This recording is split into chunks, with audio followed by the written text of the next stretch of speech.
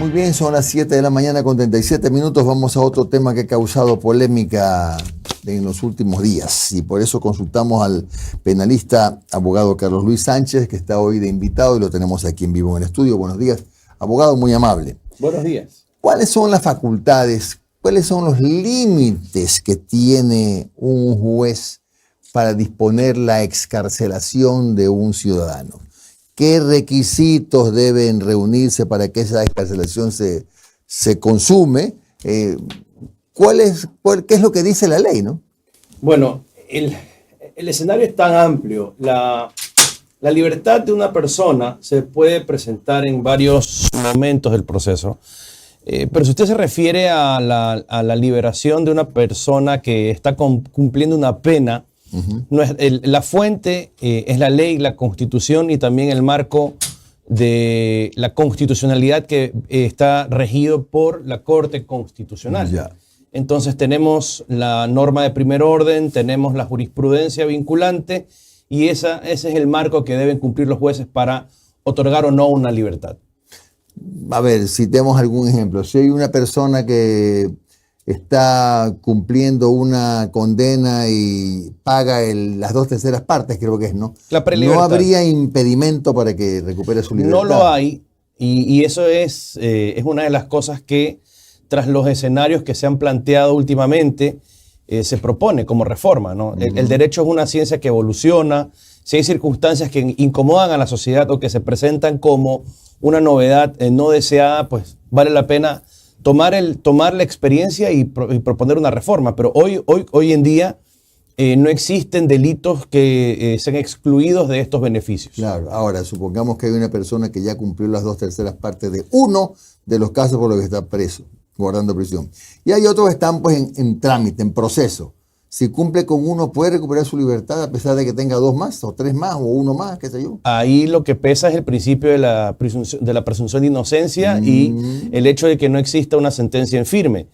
Para poder aplicar una condición que requiere que exista una sentencia, esta sentencia tiene que estar en firme o haber causado ejecutoria, lo que quiere decir que haya agotado las 2 instancias que tiene el proceso penal y en consecuencia ya no haya ninguna discusión pendiente. O sea, no es tan exacto entonces que los jueces abusan de las libertades, ni mucho menos. No es una afirmación absolutamente cierta. ¿Desde qué punto de vista? Los jueces no tienen los recursos para hacer su trabajo, ¿sí? Y esto no hay que ser abogado ni hay que estar involucrado en el sistema judicial para suponer algo que es cierto. Hay jueces buenos, hay jueces malos. Lo es lo cierto. ¿Qué se está haciendo al respecto? Nada. El proceso de evaluación nunca continuó. No hay nunca un proceso de capacitación. Y se le encarga a jueces que tienen pocos recursos humanos y materiales para hacer su trabajo, claro, unas decisiones tan complicadas como lo pueden ser aquellas que provienen de la jurisdicción constitucional. Y vemos cómo el Consejo de la Judicatura crea juzgados especializados para combatir la corrupción, que ojalá sea para eso y no para perseguir, pero no se crean juzgados especializados en materia constitucional, claro, que es algo que, pues evidentemente es por donde se supone que hay el abuso, ¿no? Ya vamos a hablar de eso, de ese juzgado, de eso le tocará seguramente a Omar, estos famosos anticorrupción y cosas. Pero bueno, yo quería citarle otro ejemplo más. El ciudadano que causó un accidente de tránsito en la vía Santa Elena, por ejemplo, que fue evidente que hay filmaciones, que hubo un muerto, heridos, etcétera, pero resulta que le dieron medidas cautelares. ¿Por qué? Porque el fiscal no pidió prisión. ¿Hasta dónde lo que dice el fiscal limita al juez? Esa es la pregunta. En nuestro sistema, quien ejerce exclusivamente la titularidad de la acción penal es la fiscalía. Es exclusiva. Es exclusiva, la fiscalía, al punto que la víctima o la pretendida víctima que comparece dentro del proceso no tiene la misma iniciativa procesal que tiene la fiscalía. Si usted presenta una denuncia por un delito y la fiscalía no lo impulsa, su proceso no va a avanzar. En ese sentido, el juez efectivamente está atado de manos si la fiscalía no presenta los elementos suficientes para dar lugar a la privación de libertad, y si la fiscalía no lo solicita, el juez no lo puede ordenar. ¿Y qué pasa si lo que ocurre es que o la policía o quienes tengan que ver no le dieron no es este el caso, ¿no? Pero no le dieron al fiscal suficientes elementos como para pedir prisión. Es muy común que en delitos como este, precisamente, que ocurren en flagrancia siempre, que se presentan ante la justicia dentro de las siguientes 24 horas para formular cargos, no lleguen los mismos elementos que probablemente sí llegan a las redes sociales. Estos videos que vemos de un individuo a quien se identifica físicamente en estado etílico o aparente estado etílico, este video no llega debidamente actuado muchas veces a la audiencia de formulación de cargos. Claro. Por poner un ejemplo, testimonios y otro tipo de evidencias que pues no llegan a las audiencias por el corto tiempo. Doctor, buenos días. A ver, doctor. ¿Qué será? Hace 4 o 5 días se da el tema de la prelibertad de JR, ¿no, verdad? El líder de la banda de los choneros. Después hubo este incidente en la vía Salitre, se los llevaron a una audiencia y todo. Pero bueno, enseguida, apenas se conoció del hecho, el gran titular, jueces, corrupción y todo. Pero viene la Corte Provincial de Justicia de Guayas y saca un dato que es revelador, que el propio SNAI, con una comisión, no recuerdo en estos momentos el nombre exacto, entregaron 299 documentos que ayudaron o que posibilitaron que el juez determine pues la prelibertad. En este caso específico, no sé si lo puedo estudiar, pero quitemos el nombre, pongamos los elementos como que fuera un ciudadano X, otra persona. No tenía otra salida el juez que, a ver, si el propio SNAI, que es el que está liderando el tema de las cárceles, me entrega 299 documentos sobre un X persona, tengo que darle la libertad, supongo. O él podía haber dicho, ¿sabes qué? Por lo peligroso que es esta persona, no le puedo dar la libertad. Hay un rango de discrecionalidad que tiene el juez frente a las evidencias que le presente la fiscalía, el propio sujeto procesal y en este caso el Servicio Nacional de Atención Integral. Pero el régimen del cumplimiento de la pena, en este caso el beneficio de la el beneficio al que se hizo acreedor este sujeto está regido por un procedimiento. El procedimiento supone que quien califica la viabilidad es precisamente el SNAI. Yo no sé, no conozco la calidad ni la cantidad de los documentos, pero yo no confío mucho en estas publicaciones que a veces salen en medios de comunicación respecto de la cantidad de documentos, porque yo he presenciado audiencias de juzgamiento ante las cuales la fiscalía presenta centenares de documentos, centenares de testigos, pero no han probado absolutamente nada. Entonces, habrá que ver qué es lo que presentó el SNAI, habrá que ver por qué lo presentó el SNAI y de qué lado se encuentra esta institución pública, ¿no? Si del lado de la ciudadanía o del lado de los delincuentes. No, claro, porque a mí me llama la atención que mientras el gobierno tiene este discurso que con el pasar de las semanas se va acentuando y ya se va endureciendo en contra de la justicia. Ahora el presidente amenaza pues a los jueces, es decir, que te voy a llevar ante la Corte de la Opinión Pública, le está diciendo Guillermo Lasso, le dijo la semana pasada a los jueces. Pero mientras en cadena nacional sale diciendo eso, el SNAI entrega documentación para liberar a JR. Entonces como que no hay mucha concordancia entre esos dos aspectos. Eso es algo que me llamó mucho la atención porque fue el mismo día. El mismo día de la cadena que Guillermo Lasso dijo eso, el SNAI entregaba documentación para la prelibertad de JR. Bueno, no es la primera vez que Guillermo Lasso dice algo y su mismo gobierno hace otra cosa. Es vergonzoso cómo él no gobierna, ¿no? Es una realidad. Y lo que debería hacer la función ejecutiva, lo que debería hacer este gobierno es darle recursos a la Administración de Justicia Nacional. Y eso le quería preguntar, abogado, porque vi la semana anterior que usted se pegó un hilo en Twitter. Fue una audiencia. Sí, sobre las condiciones del complejo judicial, creo que es de Florida Norte, ¿no? Era para las personas que nos ven y que no conocen la ciudad de Guayaquil. Es un complejo en donde se concentra gran parte de la actividad judicial de la ciudad de Guayaquil. En la parte norte de la ciudad, un complejo grande que en su momento funcionaba bien, pero ahora, ¿cómo está, doctor? Es un desastre. Fue durante el gobierno de Rafael Correa que se construyó este complejo. 10 torres, o sea, 10 torres grandes, es un complejo gigante. de edificios donde funcionan todas las unidades judiciales de Guayaquil. Me refiero a las unidades judiciales civiles, de familia, de adolescentes infractores, laborales, penales, se atienden flagrancias. Y este complejo muy pronto quedó abandonado. Yo no sé si de pronto no hubo una buena planificación sobre la dimensión y los recursos que iban a ser necesarios. No conozco quién lo administra, parece que no lo administrara nadie. Ni bien se inauguró, se inundó. Es decir, no habían terminado el proceso de construcción de la forma adecuada. Por otro lado, algo que llama la atención desde su construcción es que cada torre tiene una torre de escalera de emergencias que no llegan a ningún lado, lo cual es absurdo. No hay que ser arquitecto ni ingeniero para entender que para que tengan utilidad. Esa obra? Es impresionante. La verdad es que es impresionante. Ahora, el estado actual, la jardinería no existe. Un edificio, un complejo tan grande debería tener pues una jardinería permanentemente cuidada para su aspecto. No existe. Está plagada de animales, gatos y perros por todos lados. Ingresan a las audiencias. Las unidades judiciales huelen a orine de gato. Un olor tan fuerte que te arden los ojos y te da náuseas por el paso del tiempo. Es una cosa asquerosa. Así trabajan los jueces. Así trabajan los jueces. Entras a la torre donde se presentan los escritos. Hay 4 módulos y solamente está funcionando uno, con una funcionaria antigua que la conozco, que la vi el día que tomé la foto. Es decir, las pantallas están apagadas, las pantallas donde deben exhibirse los turnos y cuando están apagadas. Sé que a veces no tienen papel para fotocopia. No tienen papel para imprimir.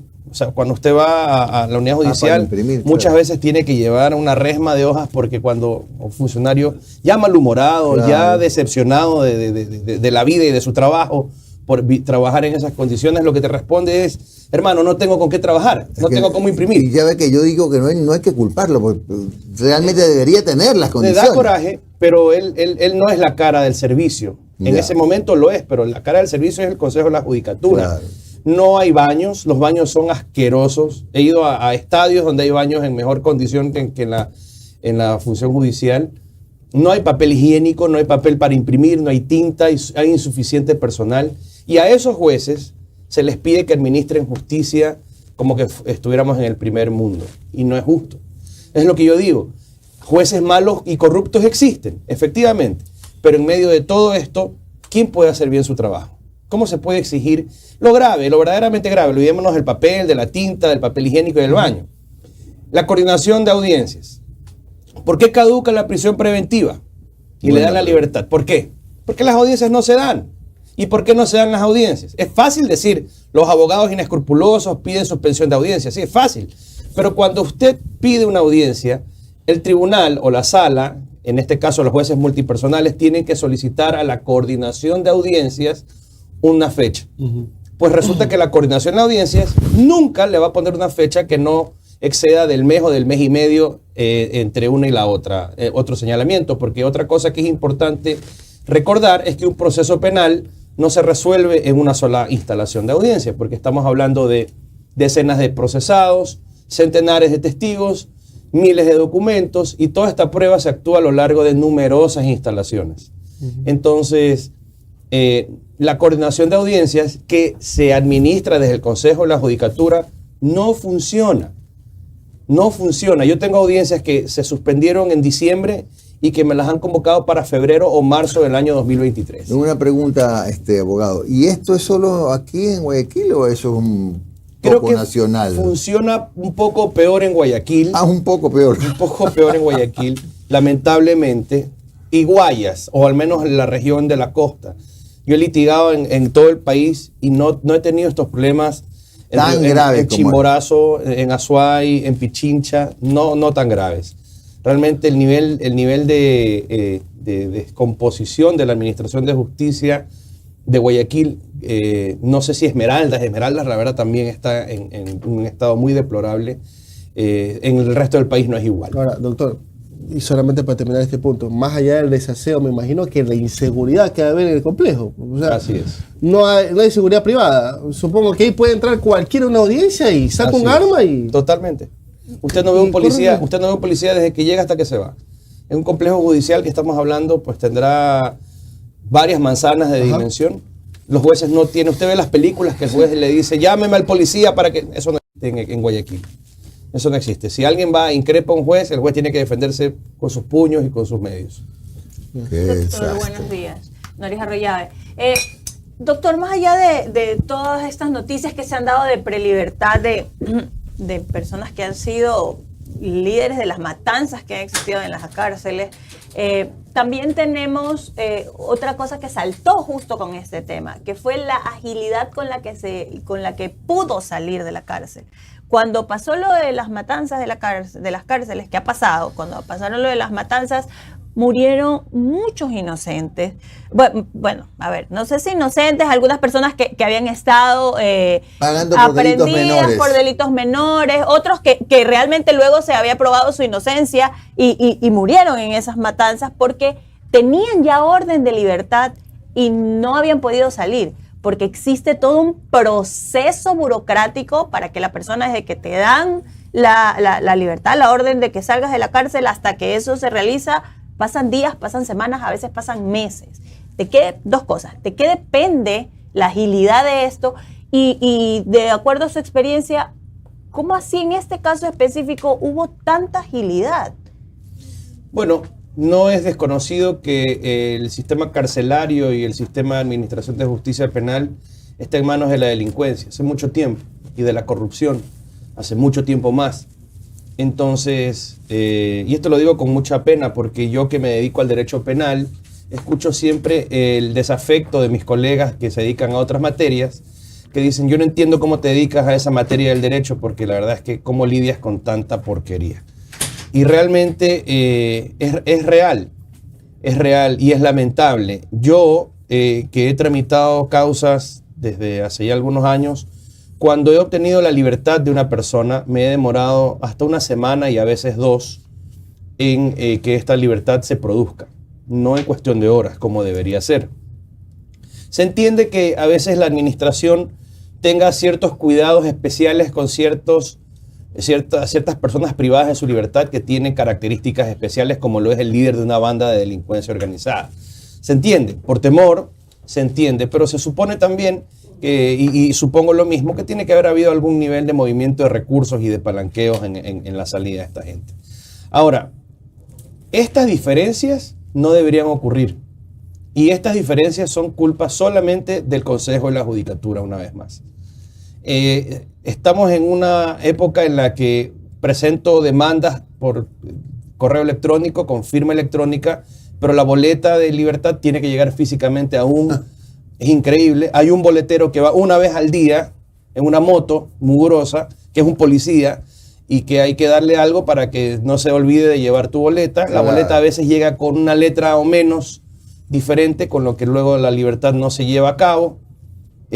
Hay cuestiones en el sistema que tienen que ser certificadas por funcionarios que trabajan y se van a almorzar 2-3 horas y no regresan. Y ese tipo de cosas del Ecuador del pasado, que parece que nunca se fue. No existe una digitalización todavía en el sistema. No de existe justicia. una digitalización del sistema. No tienen recursos materiales electrónicos de calidad. Y eso que nosotros a veces nos detenemos a analizar un poco los temas que son mediáticos. Imagínense usted los no mediáticos. No. ¿Cuánta gente que no tiene los recursos o las palancas o el compadrazgo para que lo ayuden en algún... Hay personas que mueren dentro de la cárcel, terrible, enfermas porque no reciben salud, porque no reciben una urgente atención de la Administración de Justicia. Ok, la última pregunta, no sé si me la puede responder.